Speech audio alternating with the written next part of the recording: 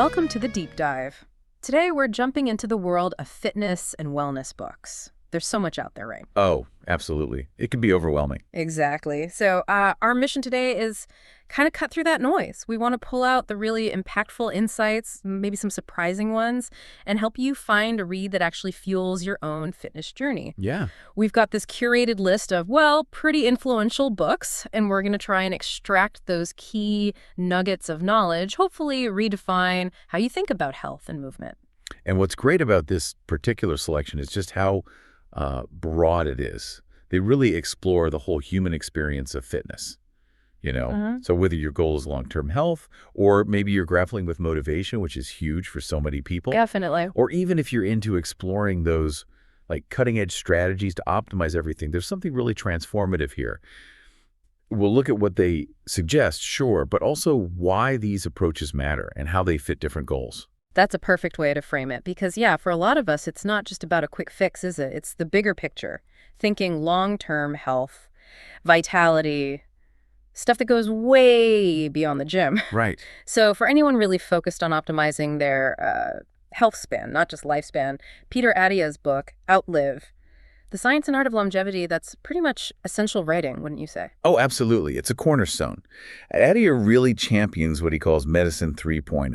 Okay. And the idea is basically shifting away from just reacting to illness, waiting for symptoms, towards a really proactive, personalized strategy, managing health decades before problems might show up.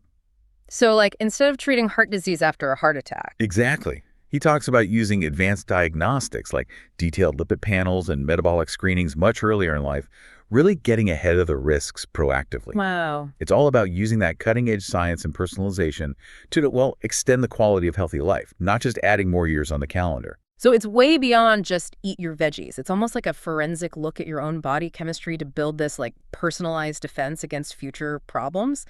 That feels like a major shift. It really is. And kind of building on that holistic preventative idea, Tom Rath's Eat, Move, Sleep, that offers maybe a more accessible framework, integrating those three core pillars. Yeah, Rath is brilliant at distilling complex wellness ideas into these really powerful, actionable micro choices, things we do every single day. Micro choices, I like that. His insight is that lasting well-being isn't really about the huge, grand gestures. It's the compounding effect of all those consistent, small, positive decisions. Nutrition, movement, sleep. Can you give an example? Sure. Like he might suggest just walking for 10 minutes after lunch. Simple, right. Or making sure you get an extra 30 minutes of sleep. He shows how these seemingly tiny adjustments can dramatically boost your energy, your mood, your long-term health. It's a great reminder that, every small choice really adds up. It accumulates into something significant for our vitality. Yeah. It's that daily grind, not the occasional big effort. Which brings us to a challenge I think most of us know well, actually sticking with these habits. The consistency problem. Right. We start strong, good intentions and all that, but keeping it going, that can feel like climbing a mountain sometimes. And this is where Michelle Segar's work, books like No Sweat or The Joy Choice becomes just so valuable. Segar's core idea is, well, it's pretty game-changing. She basically argues that relying on willpower or focusing on external goals like weight loss, that's often setting yourself up for failure. Okay, interesting. So what's the alternative? It's shifting the focus to intrinsic motivation, connecting exercise to like immediate positive feelings, benefits you experience right now, not way off in the future. So less about burning calories to lose weight eventually and more about... More about, say, the mental clarity you get from a walk or the stress relief you feel right after a workout, or maybe just the simple pleasure of moving your body outside.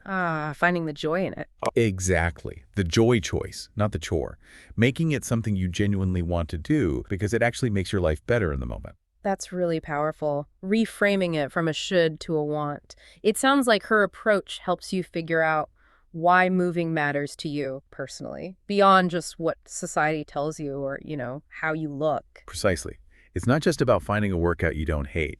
It's about fundamentally changing your relationship with activity by focusing on those immediate felt benefits. That makes sense. When exercise makes you feel good right away, more energy, better mood, more focus, you're naturally going to be drawn to it, right? Instead of dreading it. That's the key. That shift is what makes habits truly stick. Okay, so from that psychological deep dive, let's pivot a bit. Let's talk about the folks who love pushing the absolute The limits. biohackers. Yeah, the tech-savvy, data-driven crowd, always looking for that cutting edge to optimize body and mind. Ben Greenfield's Boundless, that really dives headfirst into this, doesn't it?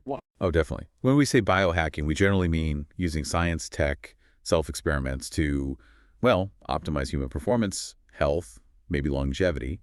And Boundless is like the ultimate guide for that. It covers everything. Like what kind of stuff? Advanced brain-boosting techniques, super detailed fitness protocols, pretty extreme anti-aging strategies. He gets into red light therapy for mitochondria, hyperbaric oxygen for recovery, nootropic stacks for cognition. Wow, okay.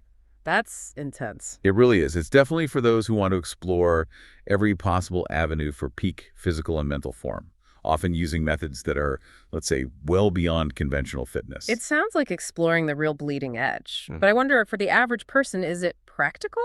Or is this mainly for, like, elite athletes or people with a lot of resources? That's a fair question. Greenfield himself is, very much an elite optimizer. Yeah. And yeah, a lot of the strategies in Boundless are advanced. They can be expensive, time-consuming. He does offer some advice that could be scaled down. But honestly, the book's main appeal is probably for those already committed to exploring these really innovative, often experimental paths to hyper-optimization. He encourages you to pick what works, what's feasible, but the whole philosophy is kind of maximum effort, cutting-edge stuff. Good to know. So it's for the deeply committed experimenters. Now, shifting gears again, fitness isn't one size fits all, obviously. And our sources thankfully highlight some really unique, empowering approaches specifically for women, like In the Flow by Elisa Vitti. That offers a pretty revolutionary perspective. It really does. Vitti's core idea is cycle syncing. Cycle syncing, okay. Yeah, it's about aligning your workouts, your nutrition, even your daily schedule with the different phases of your menstrual cycle. The key insight is, instead of sort of fighting against hormonal changes, women can actually leverage them. Well, for instance, she might suggest doing high-intensity workouts during the follicular phase when estrogen is higher, and then maybe shifting to more restorative things like yoga during the luteal phase when energy might naturally dip. It's about using your unique biology as a strategic advantage, not a hindrance. It allows for this incredibly personalized approach to fitness and just overall well-being. That really does sound like a potential game changer, moving away from generic plans to something that actually honors female physiology. And sort of complementing that personalized biological approach, there's Molly Galbraith's Strong Women Lift Each Other Up. That adds another powerful layer, right? Absolutely. Galbraith's work isn't just about the mechanics of lifting weights for women. It's this really heartfelt celebration of building strength within a community. Ah, the community aspect. Yeah, she emphasizes that true strength goes beyond just physical power. It's about fostering solidarity, challenging those old, often negative narratives about female fitness, creating this supportive space where women genuinely uplift each other, celebrate different body types, different abilities, and basically dismantling all the shoulds and unrealistic pressures. So the book offers workout guidance, sure, but also this crucial emotional and communal support structure, which makes you think, right, how much more effective, how much more empowering can fitness be when it's tailored to our physiology and backed by a strong, understanding community? That combination, the physiology and the community, really drives home how holistic this journey can be. But sometimes, what you really need isn't a detailed plan. Sometimes it's just that spark, that initial surge of inspiration. Yeah, just something to get you moving. Exactly, a compelling story, or maybe a fresh scientific take on why moving matters so much. And that's where books like Christopher McDougall's Born to Run just absolutely nail it. Oh, Born to Run is such a classic. It's not really just about running, is it? It's this narrative-driven motivational masterpiece. It explores the evolutionary need for humans to move. Through that amazing story of the Tarahumara runners, right? Exactly. In Mexico's Copper Canyons, he basically argues we're literally born to run, that endurance running is this fundamental, joyful human thing. His unique angle is that we've kind of overcomplicated movement, and if we reconnect with our natural biomechanics, that joy of just moving, we can unlock amazing endurance and avoid injuries. So it reframes running from a chore into something almost primal, inherent. Yes, exactly. It's pure inspiration wrapped up in this incredible adventure story. It really taps into something deep. But okay, for those who maybe need more than a great story, who want the hard science behind why exercise is so crucial, especially for the brain, Spark really delivers, doesn't Oh, it? hugely. If McDougall gives you the emotional why, Spark by John Rady gives you the undeniable scientific proof. Okay. Rady lays out the neuroscience, concrete evidence showing how exercise profoundly impacts brain health. Like, he explains how physical activity boosts BDNF, brain-derived neurotrophic factor. BDNF sounds important. It is. He calls it miracle grow for the brain. It helps grow new brain cells, improves cognitive function. That translates to better memory, better mood, less anxiety, even better focus and learning. Wow. So exercise is literally brain medicine. That's his case, Yeah. exactly. He shows how powerful it is for managing stress, fighting depression, sharpening focus. It goes way beyond just the physical benefits. And the genius of Spark is how it presents this solid science in a way that's genuinely engaging and, frankly, really motivating. It shows you why movement is just as vital for your mind as it is for your body. So after digging into all of this, Yeah. what does it all mean for you, the listener? We've covered a huge range here. Yeah, we really have. From the deep science of longevity, the psychology of making habits stick, cutting-edge biohacking, fitness tailored specifically for women, and just that sheer primal joy of movement found in great stories and science. It seems pretty clear there's no single right way.